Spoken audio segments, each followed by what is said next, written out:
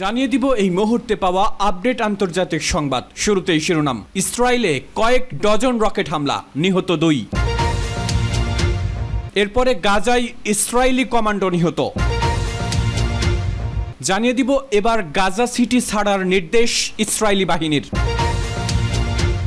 আরও থাকবে ইসরায়েলের বিরুদ্ধে লড়াই চলবে, নাসরুল্লাহর হুমকি।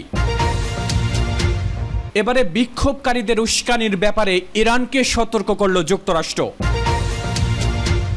এবং সবশেষে জানিয়ে দিব মোদির রাশিয়া সফরে নজর যুক্তরাষ্ট্রের। সংবাদ শিরোনাম শুনছিলেন, এবারে বিস্তারিত।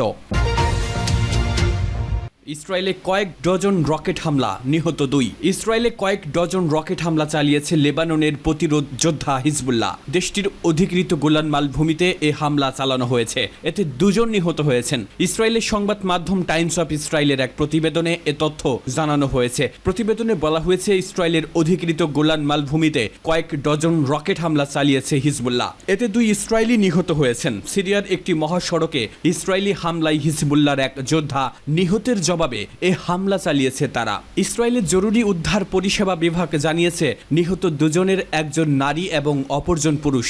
নাফা জংশনের পাশ দিয়ে যাওয়ার সময় তাদের গাড়িতে হিজবুল্লাহর রকেট আছড়ে পড়ে, এতে তাদের মৃত্যু হয়। এ নিয়ে হিজবুল্লাহ হামলায় নিহতের সংখ্যা বেড়ে 12 জনে দাঁড়িয়েছে। প্রতিবেদনে বলা হয়েছে, ইসরায়েলে এ হামলার দায় স্বীকার করেছে হিজবুল্লাহ। তারা জানিয়েছে, ইসরায়েলি প্রতিরক্ষা বাহিনীর নাফা ঘাঁটিকে নিশানা করে রকেট হামলা চালানো হয়েছে। এলাকাটি ওটাল সম্প্রদায়ের ঠিক দক্ষিণে অবস্থিত। হিজবুল্লাহ জানিয়েছে, দামেস্ক বৈরুত রোডে ইসরায়েলি সেনাদের হামলা ও হত্যাকাণ্ডের জবাবে তারা ইসরায়েলে কয়েক ডজন কাতিউষা রকেট ছুড়েছে। এর আগে গত সোমবার সিরিয়ায় ইসরায়েলি হামলায় ইয়াসির কার্নাবাস নামের এক যোদ্ধা নিহত হন। হিজবুল্লাহ নিজেদের সেনার মৃত্যুর বিষয়টি জানালেও তার পদ বা বিস্তারিত কোনো তথ্য জানায়নি। এর আগে লেবাননে হামলার বিষয়ে ইসরায়েলকে সতর্ক করেন দেশটির এক জেনারেল। আইজ্যাক ব্রিক নামের ওই জেনারেল বলেন, হিজবুল্লাহর উপর হামলার জন্য নিরাপত্তা বাহিনীকে প্রস্তুত করার উদ্যোগ নেওয়া হলে তা ইসরায়েলের জন্য আত্মহত্যার শামিল হবে। তিনি বলেন, সাম্প্রতিক মাসগুলোতে গ্যালিলিতে হিজবুল্লাহ কি করেছে সেদিকে নজর দিলে আমরা দেখব তারা বসতিগুলো গড়িয়ে দিচ্ছে। হিজবুল্লাহর হামলায় হাজার হাজার একর জমি পুড়ে যাচ্ছে। আইজ্যাক ব্রিক বলেন, আজ ইসরায়েলের উত্তরে গাজার চিত্র দেখা যাচ্ছে। আয়রন ডোম মাসের পর মাস ধরে ড্রোন ক্ষেপণাস্ত্র ও রকেট থামাতে ব্যর্থ হচ্ছে। আমরা প্রতিদিন ডজন ডজন ক্ষেপণাস্ত্র হজম করার জন্য প্রস্তুত হতে পারি না। পরবর্তী যুদ্ধে আমাদের এটি করতে হবে।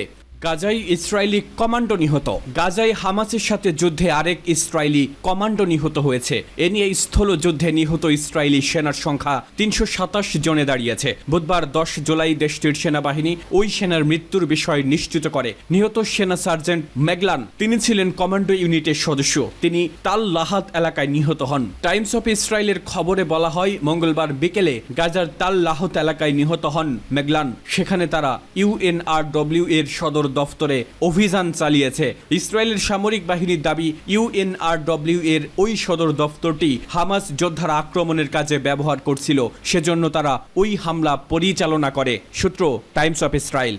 এবার গাজা সিটি ছাড়ার নির্দেশ ইসরায়েলি বাহিনীর। এবার গাজা সিটি ছাড়ার নির্দেশ দিয়েছে ইসরায়েলের সামরিক বাহিনী। বুধবার 10 জুলাই সকালে লিফলেট ফেলে ওই নির্দেশ দেওয়া হয়। টাইমস অফ ইসরায়েলের খবরে বলা হয়, আইডিএফ জানিয়েছে, আজ বুধবার সকালে লিফলেট ফেলে নির্দেশ দেওয়া হয়েছে যেন গাজা সিটির বেসামরিক নাগরিকরা অন্যত্র চলে যায়। এক্ষেত্রে মধ্য গাজার দেইর আল বালাহ শরণার্থী শিবিরকে প্রাধান্য দেওয়া যেতে পারে। নির্দেশনাতে বলা হয়, বেসামরিক নাগরিকরা যেন উপকূলীয় কোনো সড়ক বা সালাহ উদ্দিন সড়ক ব্যবহার করে অন্যত্র যায়। এই সড়কগুলো নিরাপদ থাকবে। লিফলেটে গাজা সিটিকে বিপজ্জনক যুদ্ধ অঞ্চল হবে বলেও সতর্ক করা হয়। সম্প্রতি আইডিএফ গাজা শহরের বেশ কয়েকটি এলাকায় সরে যাওয়ার সতর্কতা জারি করেছে, কারণ সৈন্যরা এর পশ্চিম এবং দক্ষিণ পার্শ্ববর্তী এলাকাগুলোর পাশাপাশি পূর্ব সেজাইয়া পাড়ায় অভিযান চালাচ্ছে। উল্লেখ্য, এর আগেও বিভিন্ন শহর খালি করার জন্য আইডিএফ এভাবে লিফলেট ফেলে নির্দেশ দিয়েছিল।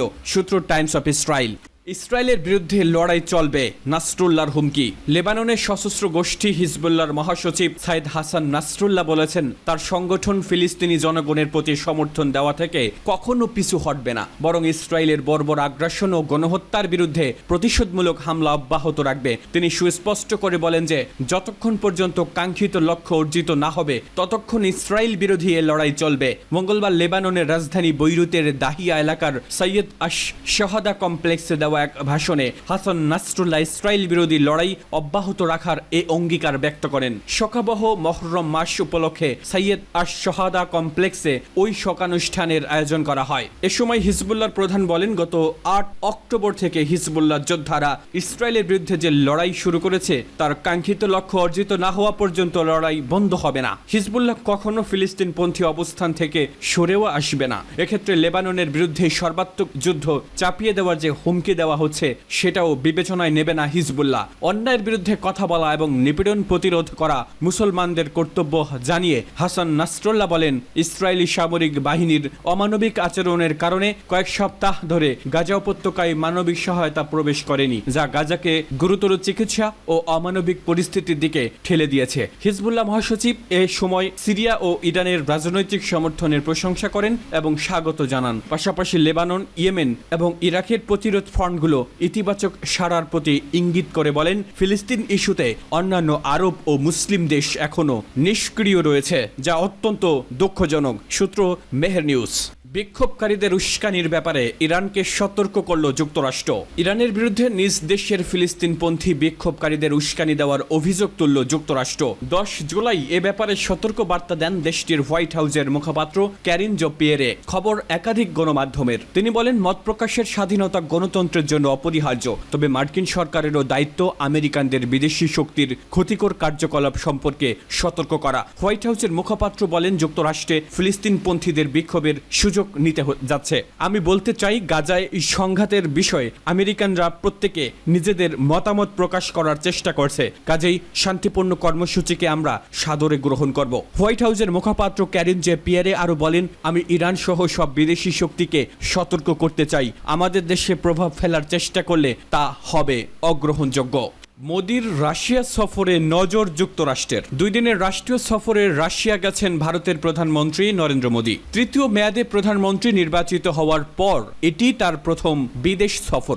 স্থানীয় সময় গত সোমবার সকাল 10:55 দিল্লি থেকে মস্কোর উদ্দেশ্যে যাত্রা করেন তিনি। সন্ধ্যায় মস্কো পৌঁছে রাতে ক্রেমলিনে তার সম্মানে রুশ প্রেসিডেন্ট ভ্লাদিমির পুতিনের দেওয়া নৈশভোজে অংশগ্রহণ করেন। মস্কোয় মোদীকে উষ্ণ অভ্যর্থনা জানান পুতিন। করমর্দন ও আলিঙ্গনের পর একান্ত আলোচনায় বসেন 2 নেতা। তবে ইউক্রেন যুদ্ধ চলাকালে মোদির সফরে নজর রাখার কথা জানিয়েছে যুক্তরাষ্ট্র। মার্কিন পররাষ্ট্র দপ্তরের মুখপাত্র ম্যাথিউ মিলার মোদির রাশিয়া সফর প্রসঙ্গে সাংবাদিকদের বলেছেন, রাশিয়া সফরে গিয়ে নরেন্দ্র মোদী কি বক্তব্য দেন সে বিষয়ে আমরা নজর রাখব। তবে ভারতের সঙ্গে রাশিয়ার বন্ধুত্বের বিষয়ে ওয়াশিংটন ইতিমধ্যেই দিল্লির কাছে উদ্বেগ জানিয়েছে। যুক্তরাষ্ট্র আশা করে ভারত বা যে কোনো দেশ যখন রাশিয়ার সঙ্গে সম্পর্ক রাখবে তখন তারা মস্কোকে জাতিসংঘ সনদ মেনে চলার কথা মনে করিয়ে দিবে। যুক্তরাষ্ট্রের এমন অবস্থানের সমালোচনা করে ক্রেমলিনের মুখপাত্র দিমিত্রি পেসকভ বলেন, তারা হিংসায় জ্বলছে, নিবিড়ভাবে এ সফরের দিকে